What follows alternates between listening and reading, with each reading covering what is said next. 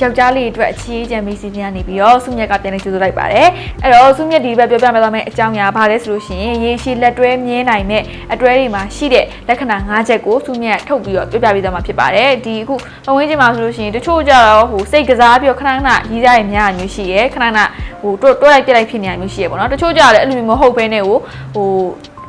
ုတကယ်ကိုအဲ့လိုမျိုးဘယ်လိုပြလူမများချင်နေမဲနဲ့ကို on off ဖြစ်နေတဲ့ဟာမျိုးတွေလည်းရှိရဲလူမျိုးတွေကလည်းကိုကဒီ relationship တစ်ခုမှာဘာတွေလိုမျိုးလက်တွဲမြဲဘူးဘာတွေများလိုနေရလဲဆိုပြီးတော့ပြန်ပြီးတော့ဆန်းစစ်လို့ရအောင်လို့စုမြက်ကနေပြီးတော့ဒီ topic လေးကိုစီစဉ်လိုက်တာဖြစ်ပါတယ်အဲ့တော့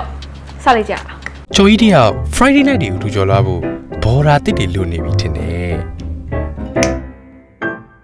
်ရတယ်အစ်စေယူမီအက်မှာကို့အတန်လေးနဲ့ဟယ်လိုလိုက်ရုံပဲလေ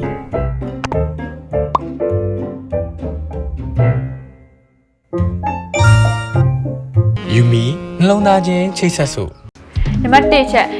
က်ကဘာလဲဆိုလို့ရှိရင်တော့ communication ကောင်းရမယ်ပေါ့နော်ဒါကဟိုလုံးဝအသက်ကြီးရဲ့ဟိုနှစုံတွဲတွေကိုလိုက်ပြီးတော့သူတို့မေးထားကြတာပေါ့နော်မေးထားကြသူတို့ကဘာပြောလဲဆိုလို့ရှိရင်ဒီ communication ကောင်းမှုကအဓိကကြတယ်လို့သူတို့ကပြောကြပါတယ်ဘာလို့လဲဆိုတော့ဒီအချက်ကအရိုးရှင်းဆုံးနဲ့တကယ်ကိုအရေးပါတယ် key အချက်လည်းဖြစ်တယ်ဘာလို့ဆိုတော့တယောက်နဲ့တယောက်နားလည်ဖို့မကြိုးစားကြဘဲနဲ့ရှေ့ဆက်သွားဖို့ဆိုတာမဖြစ်နိုင်ဘူးပေါ့နော်မျိုးတယောက်အကြောင်းကိုတယောက်ကိုတယောက်အကြောင်းကိုတယောက်ဟိုကိုယ်စိတ်ထဲမှာရှိတဲ့ဟာကိုပုံပွင့်လင်းလင်းပြောပြမယ်ဟိုဘယ်လိုပြောဟိုကြိတ်ပြီးတော့ခံစားနိုင်မျိုးမရှိဘူးတယောက်အကြောင်းကိုတယောက်နားလည်အောင်ကြိုးစားကြမယ်ကိုယ့်ရဲ့ခံစားချက်တွေကိုယ့်ရဲ့တကယ်ဟိုရင်းနှီးခံစားချက်တွေကိုပုံပွင့်လင်းလင်းနဲ့ပြောပြမယ်ရိုးသားမှုရှိမယ်ဆိုလို့ရှိရင်ဒါ communication ကောင်းတာပဲလူမျိုး communication ကောင်းတယ်ဆိုလို့ရှိရင်လည်းဒီအတွဲကမြင်နိုင်တယ်လို့ပြောကြတယ်ပြီးတော့နောက်တစ်ခုကကျတော့ဟို communication လုပ်တယ်ဆိုတော့လေလုပ်တယ်ဆိုပြီးတော့ပေါ့နော်ဟိုထမင်းစားပြီလားရေတောက်ပြီးလားတို့ဒီလိုမျိုးစကားလေးပြောရလားမဟုတ်ဘဲနဲ့တကယ်ကိုတယောက်နဲ့တယောက်တကယ်ကိုယ့်အကြောင်းသူ့အကြောင်းသိရအတွင်းချက်တေချာ communicate လုပ်တာမျိုးကို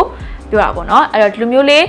လုပ်ကြည့်ပါတယောက်အကြောင်းကိုတယောက်နားလည်တာပြီးတော့ရိုးသားမှုနဲ့ရှိရဲပုံမှန်လင်းရှိရဲဆိုလို့ရှိရင်တော့ဒီ relationship ကပို့ပြီးတော့ငင်းနိုင်ပါပါ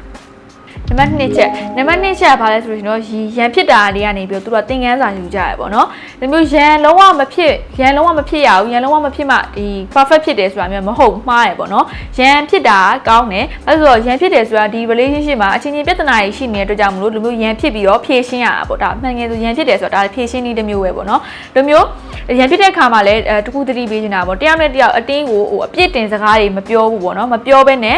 ဟိုတကယ်ဒီတနာရဲ့အရင်းမြစ်ကိုရှာပြီးတော့နှစ်ယောက်တူတူ brainstorm လုပ်ပြီးတော့တေချာကောင်းအောင်ပြုပြင်တာမျိုးဆိုလို့ရှိရင်တော့ဒီ relationship ကိုပို့ပြီးတော့ grow ဖြစ်စေနိုင်တယ်ပေါ့နော်ဥပမာဆိုလို့ရှိရင်တွဲပြီးတော့2လ3လလောက်မှရန်ဖြစ်တာနဲ့ကြာပြီးတော့ကြာလာတဲ့ relationship 2နှစ်3နှစ်1နှစ်လောက်မှရန်ဖြစ်တဲ့ဟာမျိုးကမတူတော့ဘူးเนาะဘာလို့ဆိုတော့ relationship ကဖြစ်ပြီးနဲ့ grow ဖြစ်လာတယ်ပြီးတော့တယောက်ကြောင်းဒီမျိုးရန်ဖြစ်ချင်းရဘယ်လိုလဲဆိုလို့ရှိရင်တယောက်ကြောင်းကိုတယောက်ပို့ပြီးတော့တိလာပြီးတော့နားလေဟိုမတူညီတဲ့ချက်တွေကိုပို့ပြီးတော့ပေါ့နော်တိလာပြီးတော့ပို့ပြီးတော့လက်ခံလာနိုင်တယ်လို့ဒီလိုမျိုးပြောကြရဲပေါ့နော်အဲ့တော့ရန်ဖြစ်တာကောင်းပါတယ်ရန်ဖြစ်တာကနေပြီးတော့သင်ခန်းစာလေးယူပြီးတော့ကိုယ့်ရဲ့အချစ်ကို grow ဖြစ်အောင်လုပ်ဖို့စုမြတ်ပြောချင်ပါတယ်နံပါတ်3ချက်ကဘာလဲဆိုလို့ရှိရင်တော့တယောက်ကိုတယောက်မြင့်တင်ပေးရပါတော့ဒါကတကယ် powerful couple တွေမှာတွေ့ရတဲ့အချက်ပေါ့နော်သူတို့ကကြတော့ဟိုတယောက်ဒီမျိုး relationship သူတို့နှစ်ယောက် relationship အဆင်ပြေမှာမဟုတ်ပေါ့တယောက်ဘဝမှာတယောက်အောင်မြင်မှုရအောင်လို့အချင်းချင်းကိုသူတို့က support လုပ်ပေးကြတာပေါ့နော်support လုပ်ပေးရဆိုတာလဲဟိုငွေနဲ့ like မှာတို့အဲ့လိုပြောရမှာမဟုတ်ပေါ့နော်ကိုကဒီလိုမျိုးသူ့နှစ်သိမ့်စကားပြောရဖြစ်အကြံဉာဏ်ပေးရဖြစ်သူ့ကို like ပြော emotionally support လုပ်ပေးရမျိုးဆိုလို့ရှိရင်လဲဒါသူ့ကိုအောင်မြင်စေဖို့ကိုကပံ့ပိုးပေးရမျိုးပဲပေါ့နော်ကိုယ့်ရဲ့ချစ်သူကိုဂရုစိုက်မှကျင်နာပြမှမဟုတ်ဘဲနဲ့ဒီမျိုးသူ့ရဲ့အောင်မြင်ဖို့ပေါ့နော်အောင်မြင်မှုတက်လန်းကိုလည်းကိုက support လုပ်ပေးရမျိုးဆိုလို့ရှိရင်လည်းဒါကအရန်ကိုဟိုဘယ်လိုပြောတကယ် powerful ရန်ဖြစ်တဲ့ couple တွေပေါ့နော်ဒီမျိုးလုပ်ကြတာပေါ့ဒါအရန်ကိုပြီးတော့ဒီမျိုးရထားရဆိုလို့ရှိရင်လည်းဒါအရန်ကန်ကောင်းတယ်အဲ့တော့စုမြတ်ပြောလူမျိုးပဲတယောက်ကိုတယောက်အရန်ကို support လုပ်ကြတဲ့အတွေ့အကြုံလေးရှိရပေါ့နော်ဒါပေမဲ့တချို့အတွေ့အကြုံလည်းဟို support လုပ်ပေးရတော့မှန်တယ်သူက support လုပ်ပေးကြတာဒါပေမဲ့ကိုယ့်ရဲ့ဟို main အမျိုးသမီးဒါကိုယ့်ရဲ့ရည်စားဒါမှမဟုတ်ကိုယ့်ရဲ့ဟိုပေါ့အဲ့ပေါ့ရည်စားပေါ့ကိုယ့်ရဲ့ရည်စားကနေပြီးတော့အောင်မြင်သွားတဲ့ခါကြလို့ရှိရင်သူတို့ကဘာဖြစ်လာလဲဆိုတော့ဟို insecure ဖြစ်လာစိတ်မလုံခြုံတာမျိုးဖြစ်လာတယ်တချို့ကြလည်းမနာလိုဖြစ်တာမျိုးရှိရပေါ့နော်တချို့ဟိုအများစုကတော့စိတ်မလုံခြုံတာညာကြရပေါ့နော်ဘာလို့ဆိုတော့သူတို့ကအရင်အောင်မြင်သွားပြီဆိုလို့ရှိရင်ငေါ့များထားခဲ့မလားဒါမှမဟုတ်ဟိုတခုများဟိုပြောင်းလဲသွားမလားပေါ့ဒါမျိုးတွေစဉ်းစားမိပြီးတော့သူတို့ကနေပြီးတော့ဟိုအဲ့လိုမျိုးစဉ်းစားမိပြီးတော့သူကနေတဖြည်းဖြည်းနဲ့အောင်မြင်မှုကိုမပံ့မှုတော့ပေါ့နော်အောင်မြင်မှုကိုဆွဲချလိုက်တာမျိုးရှိရပေါ့နော်ဒီလိုမျိုးဆိုရင်တော့ဒါ very danger relationship ပေါ့နော် dangerous relationship ပေါ့ဒါမျိုးဆိုလို့ရှိရင်တော့ဒါအရင် toxic ဖြစ်တယ် ဒီလိုမျိုးဖြစ်တဲ့couple လေးရှိရပေါ့နော်သူများဆုံးကပြောတယ်မျိုးဟိုတကယ်ကို support လုပ်တဲ့ powerful couple လေးရှိရဒီလိုမျိုး powerful ဖြစ်နေရင်ကနေမှအဲ့လိုမျိုးစိတ်တွေများလာပြီးတော့ insecure ဖြစ်လာပြီးတော့လှုပ်တက်တာမျိုးတွေလည်းရှိရဲအဲ့တော့ဒါမျိုးလေးကိုတော့သတိထားစေချင်ပါတယ်နံပါတ်4ချက်ကဘာလဲဆိုရင်တော့ဖောက်ပြန်ဖို့ပြီးတော့တခြားလူတစ်ယောက်ကိုအစားထိုးမတွေးရတာမျိုးပေါ့နော်ဒီမျိုး relationship ကြာလာတဲ့အမျှပေါ့နော်ဟိုဘယ်လိုပြောရမလဲဖောက်ပြန်ဖို့ဆိုတာကလည်းတချို့ကြောက်ပေါ့နော်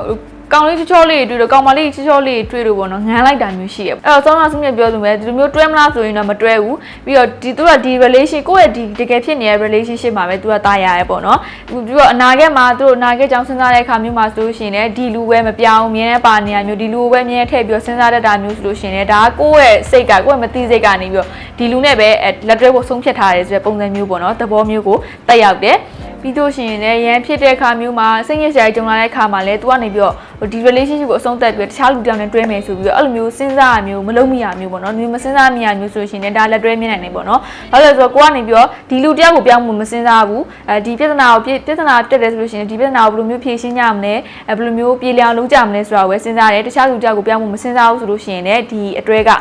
ရေရှည်လက်တွဲဖို့မြင်နိုင်ပါတယ်နံပါတ်5ချက်နောက်ဆုံးချက်ကဘာလဲဆိုလို့ရှိရင်တော့ရောင်ရဲမှုရှိရပါတော့ဒီအခုခေတ်ကြီးမှာဆိုလို့ရှိရင်ဒီ social media ခေတ်ကြီးမှာဆိုလို့ရှိရင်အကုန်လုံးကဒီမျိုး Facebook မှာဆိုလို့ရှိရင်သူတို့ရဲ့ relationship ဒါဘယ်လိုမျိုးပြည့်စုံပါတယ်ဘယ်လိုမျိုးပျော်စရာကောင်းနေပြီးလို့ရှိရင်သူတို့ရဲ့ဟိုအိမ်နေကားတွေဒါမှမဟုတ်သူတို့အမြဲပျော်ရွှင်ပြီးတော့ခရီးတွေထွက်နေတာပေါ့နော်ဒီမျိုးအကောင်းဖြစ်တဲ့ဟာတွေပဲသူတို့ကဟိုတင်တတ်ကြရပေါ့နော်ဒီမျိုးတင်တတ်တဲ့ဟာတွေကိုကိုကနေပြီးတော့ဟိုအားကြပြီးတော့ကိုယ့်ရဲ့ရီးစားကိုသွားပြီးအပူတိုက်တာမျိုးဒါမျိုးမလုပ်ဘဲနဲ့ကိုယ့်ရဲ့နှစ်ယောက်ဆုံးရဲ့ဖြစ်တည်မှုကိုအချင်းချင်းရောင်ရဲမှုရှိရဲပြီးတော့ဘယ် relationship မှမပြည့်စုံဘူးပေါ့နော်ဟိုဒီမျိုး internet ပေါ်တင်ထားရဆိုတော့လေသူတို့တွေပြည့်စုံတယ်လို့ထင်တဲ့ဟာတွေပဲသူတို့ကပြထားတာလေတကယ်တမ်းမှာကျတော့နောက်ပိုင်းမှာကျတော့မပြည့်စုံတာတွေအများကြီးရှိရဲဒါတွေကိုလည်းလက်ခံထားမယ်ပြီးတော့နှစ်ယောက်သားအဲ့လိုမျိုးအချင်းချင်းရောင်ရဲမှုရှိရဲဥပမာဆိုရှင်တချို့ကောင်မလေးဆိုရှင်တခြားကောင်လေးတွေကပေါ့နော်ဟိုအမြဲတမ်းလက်ဆောင်တွေပန်းစည်းတွေပေးနေနေအောင်ငါမပေးဘူးလားတော့ငါမပေးရပါလို့မပေးရလဲဆိုပြီးလိုချင်နေရမျိုးတွေဒါမျိုးတွေဆိုလို့ရှိရင်နောက်ပိုင်းကျလို့ရှိရင်ရန်ဖြစ်နိုင်တယ်ပြီးလို့ရှိရင်ဒါကတကယ်လည်းမကောင်းဘူးပေါ့နော်မျိုးအချင်းချင်းကျင်းနေမှုမရှိဘူးရောင်ရဲမှုမရှိဘူးဆိုလို့ရှိရင်ရှေ့ဆက်သွားဖို့မဖြစ်နိုင်ဘူးမျိုးတယောက်တစ်ယောက်ရှိနေအောင်သိတယ်တယောက်တစ်ယောက်ရှိနေအောင်ပဲကျင်းနေတယ်ပြီးတော့တယောက်ရဲ့မပြည့်စုံမှုတွေကိုလည်းလက်ခံနားလည်ထားတယ်အချင်းချင်းကျင်းနေကြရဆိုလို့ရှိရင်လည်းဒီအတွဲကတကယ်ကိုရင်းကျက်ပြီးတော့လက်တွဲမြင်နိုင်တဲ့အတွဲဖြစ်ပါတယ်အဲ့တော့ဒီတစ်ပတ်ဆုမြတ်ပြပြသွားတဲ့အကြောင်းအရာဘာလဲဆိုလို့ရှိရင်ရေရှည်လက်တွဲရင်မြဲနိုင်မဲ့အတွဲတွေမှာရှိတဲ့လက္ခဏာရဲ့၅ချက်ကိုပြပြပေးသွားဖြစ်ပါတယ်အဲ့တော့ဒီကြည့်နေတဲ့သူတွေမှာပေါ့နော်ကိုယ့်ရဲ့တငယ်ချင်းတွေရဲ့မှာလိုမျိုးအမြဲရန်တကြက်ဖြစ်နေတဲ့သူတွေဒါမှမဟုတ်ဒီလက်ရှိ relationship မှာနော်မပျော်နိုင်ဖြစ်နေတဲ့သူတွေပေါ့နော်ဒါမျိုးအကြံဉာဏ်ကောင်းလေးလိုနေရဆိုလို့ရှိရင်ဒီဗီဒီယိုလေးအောက်မှာ mention ခေါ်ပေးသွားပါလို့ပြောချင်ပါတယ်ဒီဗီဒီယိုလေးကိုလည်း like and share လုပ်ပေးပါအောင်လို့ပြောချင်ပါတယ် Yumi နှလုံးသားချင်းချိတ်ဆက်စို့